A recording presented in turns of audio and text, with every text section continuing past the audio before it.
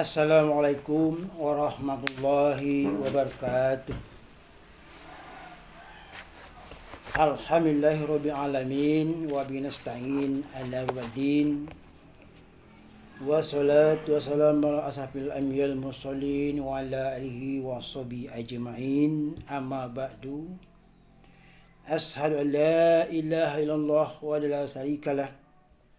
Wa asyhadu anna Muhammadan abduhu wa rasuluhu sallallahu alaihi wasallam.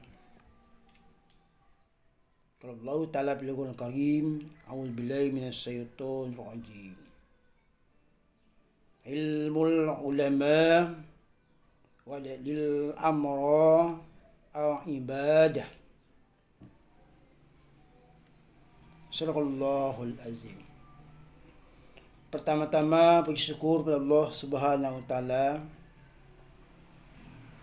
supaya kita dapat melaksanakan ibadah seperti biasa, melaksanakan amaliyah kita di mana saja kita berada. Semoga Allah menyatakan amal kita dalam kehidupan sehari-hari. Amin amin ya rabbal alamin. Salawat dan salam tak lupa kita sampaikan kepada Nabi Muhammad Rasulullah sallallahu alaihi wasallam. Terima sahabat semua, beliau adalah terkenal tokoh dunia Islam sebagai panutan umat manusia di muka bumi ini. Wa ma razalna ila rahmatan lil alamin. Muhammad itu adalah untuk rahmat sekalian alam. Karena beliau membawa kebenaran di muka bumi ini akan merubah sikap manusia di alam kegelapan hingga alam terang menerang. Akidah Islam yang kita rasakan sampai saat ini. Pemirsa yang berbahagia, dalam itu kami akan memberi suatu tema kultum atas kuliah 7 menit. Yang kami berikan tema adalah 5 macam perhiasan dunia. 5 macam perhiasan dunia. Dalam agama Islam yang diterangkan dalam Al-Quran, itu ada beberapa hal yang kita bicarakan pada saat ini, yaitu tentang hiasan dunia. Tapi perhiasan dunia tidak sama di akhirat.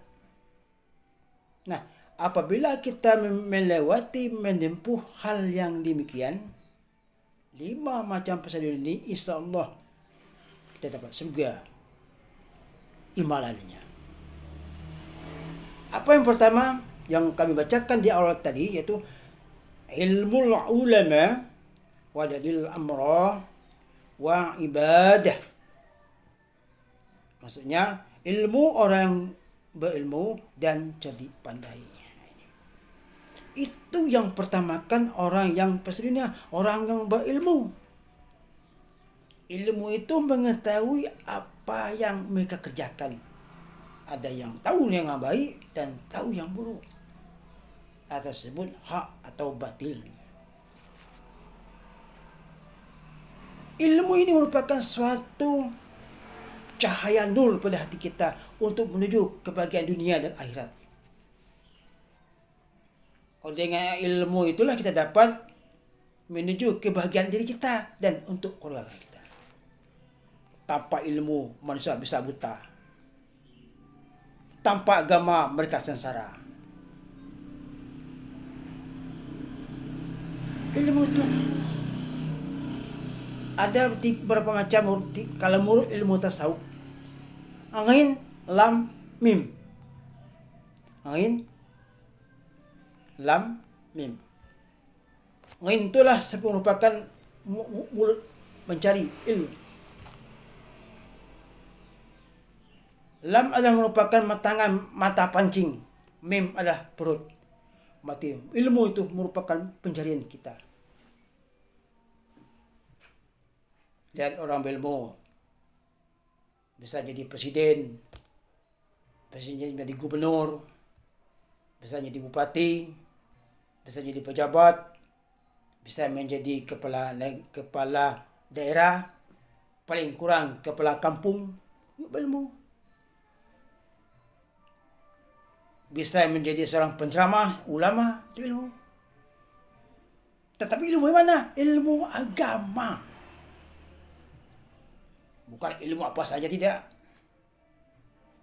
Ini dikatakan, ilmulah yang mengatur hal segalanya. Dunia ini diatur oleh orang berilmu.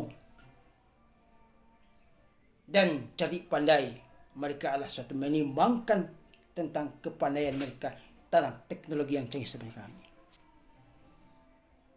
Banyak orang cerdik, banyak orang pandai tapi tidak berakhlak. Akhlak yang melindungi orang cerdik. Kini kita sekolah kini sampai dari TK SD sampai buan tinggi, Wak.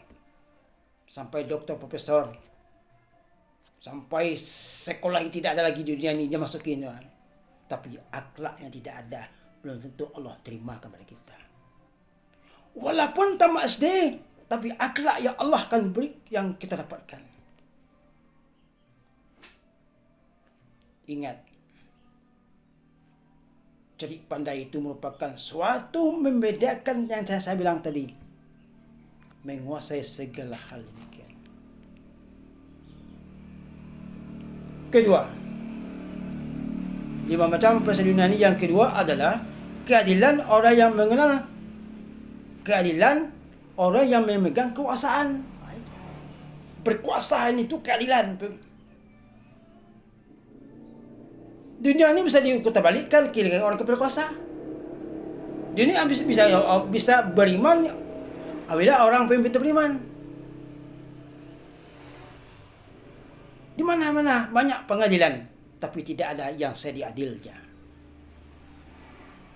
Ingat nanti, di akhirat Anda belum lulus pengadilan Allah. Di dunia ini bisa kita lulus pengadilan Allah. Allah catat sekarang.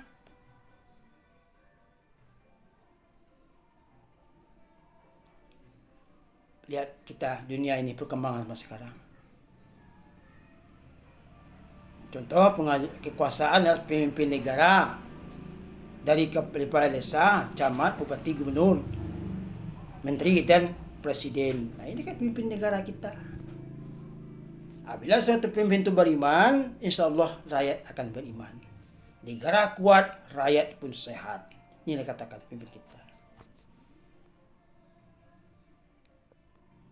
Begitu kita semua juga.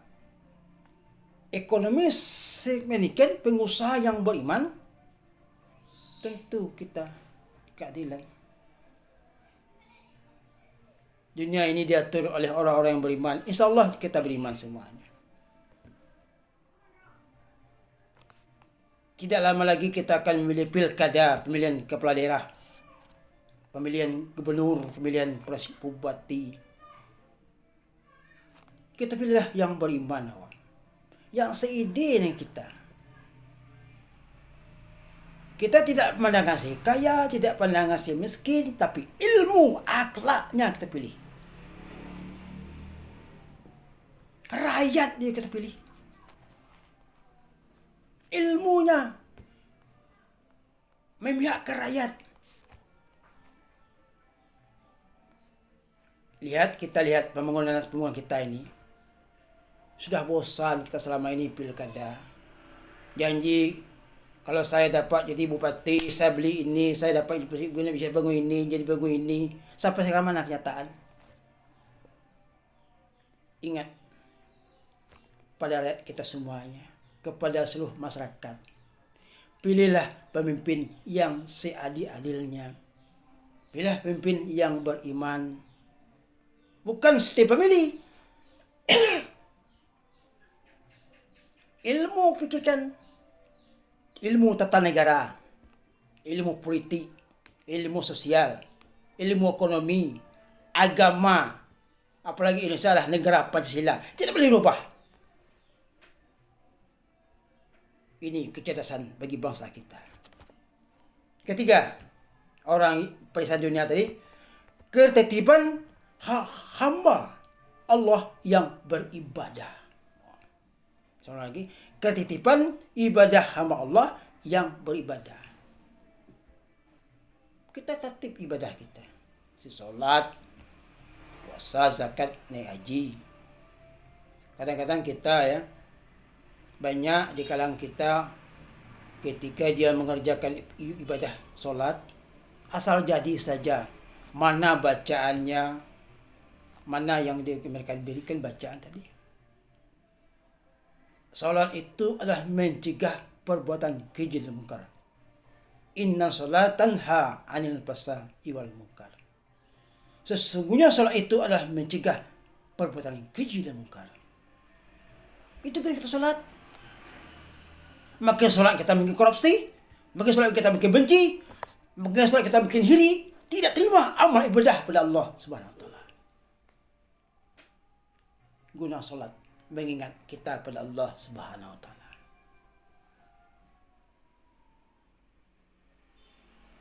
Tidak boleh berbohong, tidak boleh dusta, khianat, dengki, pengkhianat, tidak boleh dalam mengunting dan lipatan. Ini suatu ulama, kami sebagai ulama mengajak kita berbuat baik. Ulama ini adalah ulama perwakilan para nabi, menyampaikan amanah, menyampaikan kebaikan pengganti nabi kita. Jangan sampai ulama diabaikan. Jadi dikatakan yang keempat, kejujuran para pedagang dan pengusaha. Nah ini. Kejujuran para pedagang dan pengusaha. Kalau pedagang jujur jual beli, insya Allah hasilnya mereka minimal terjadi menambah kegigihan harta. Kadang kita ya, contoh kita ya jujur. Kalau kita menimbang gula 1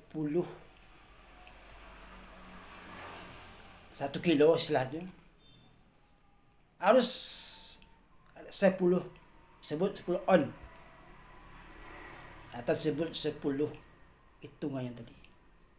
Kalau kita jual 9, bilang ke masyarakat untuk 10 on 1 kilo, itu hasilnya apa? Itu dinamakan riba.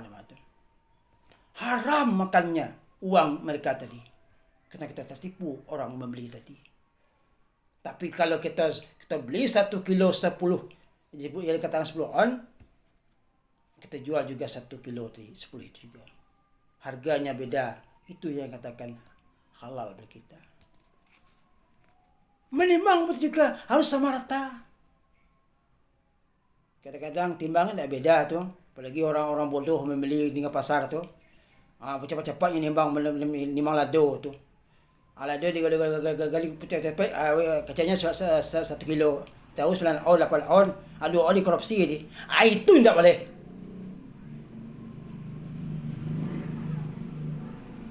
Hak orang itu dilarang agama. Nabi Muhammad contoh, kalau beli contoh gula itu 10.000, ya jual 10.000. Buah kurma itu 1 kilo itu dibelikan 20 rial, ya jual 20 rial. Dulu saya pernah ke Malaysia. Orang Malaysia itu jujur sebenarnya. Ditanya Pak, kalau Pak tidak percaya Pak, tolong timbang gula saya ini. Ya betul jadi 10 kilo, atau betul 10 kilo. Kalau kurang 9 kilo, saya jualkan, saya minta pada saya lagi. Cuma rumah, begitu kejujurannya. Uang jatuh saya di jalan, tidak diambilnya tadi. Diambil uang tadi, diletakkan masjid sumbangan kita. Tidak, diambil aja, masuk saku. Ya. Kenaan kita semuanya. Tidak ada kejujuran kita. Negara kita ini adalah negara yang makmur, subur. Apa yang ditanam kita menjadi. Bersyukur kita tinggal negara Indonesia ini. Negara ekonomi, tropis, iklim. Apalagi sekarang musim hujan, tumbuh, hidup semua subur kita. Tinggal kita mengolahnya kapan saja. Jangan malas. Kelima, terakhir. Kedisiplinan para karyawan PNS dan berbagai pekerja di lapangan. Disiplin kita. Kalau kita disiplin untuk melatih diri kita dalam rangka kemajuan kesejahteraan kita. Kalau diri kita tidak disiplin, berarti kita mundur dalam kemajuan. Contoh kita, kalau dia dalam musyawarah, kalau daerah kami khusus Tapan, kalau induk-induk bekerja atau bekerja di ladang, di sawah, biasanya tuh dia bekerja jam 8, dia keluar jam 4. Itu menurut keputusan nenek moyang kita dulu. Halal uang yang dimakan oleh orang miskin. Halal orang yang punya majikan memberi gaji kepada pekerja. Tetapi apabila masuk jam 8, dikeluarkan jam 6 sore, 2 jam korupsi oleh orang yang punya ladang tadi. Dosa asal mereka tadi. Tidak boleh tu. Harus masuk jam 8, keluar jam 4. Menurut aturan nenek bang itu sah.